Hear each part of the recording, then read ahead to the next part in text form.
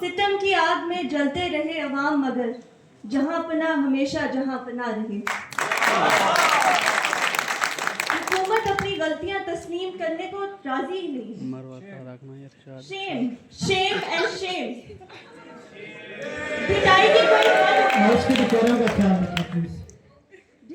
कोई हद होती है।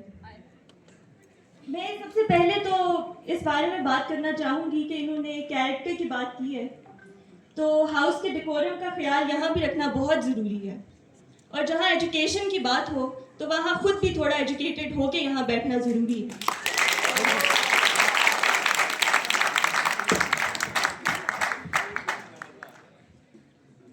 जनाब स्पीकर साहब, it's just the start of the year और 2025 के सर्वे के मुताबिक 62% अवाम अपनी हुकूमत से डिससेटिस्फाइड है।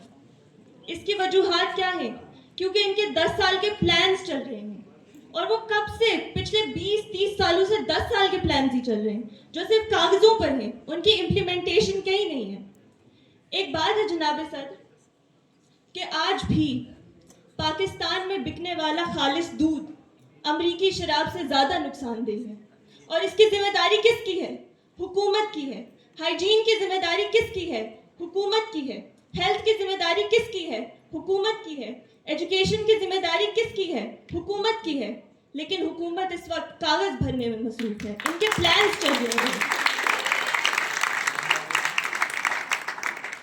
डिफेंस मिनिस्टर साहब कहते हैं कि बदकिस्मती से ऐसा होना चाहिए था कि फॉरेन स्टूडेंट्स को पाकिस्तान में आना चाहिए था। वाह, इस मामले में इनकी किस्मत की बात आ जाती है, प्लानिंग की बात नहीं आएगी। अब ये बदकिस्मती से हो रहा है, ये पुअर मैनेजमेंट से नहीं हो रहा है, ये बैड प्लानिंग से नहीं हो रहा है, ये बुरी किस्मत की वजह से हो रहा है इनकी। एक और बात मैं यहाँ बताना चाहूँगी कि इन्होंने सब्सिडी देने की बात की है फिर से एलीट क्लास को। इनकी तनख्वाहें बढ़ाएंगे ये, अपने मेंबर्स की तनख्वाहें ज़रूर बढ़ाएंगे, लेकिन पेंशन कम होती जाएगी उन गरीब लोगों की जिनको इसकी ज़रूरत है। ये तनख्वाहें बढ़ाएंगे, अपनी एलीट्स को सब्सिडाइज करेंगे। किस लिए? अपने फ्यूडल्स को खुश करने के लिए, अपने ब्यूरोक्रेट्स को खुश करने के लिए। ये किसके लिए काम कर रहे हैं जनाब सदर? ये एक बहुत बड़ा क्वेश्चन है कि इस ऐवान में बैठकर इन्हें चुना तो लोगों ने है, वो भी एक क्वेश्चनेबल डिबेट है कि इन्हें चुना गया है या ये खुद से आए हैं, मगर फिर भी ये आखिर यहाँ किसके लिए काम कर रहे हैं? Kindly conclude within 30 seconds. अब मैं बस एक ही बात पे इख्तिताम करना चाहूँगी, एक शेर से इख्तिताम करूँगी। अर्ज किया है,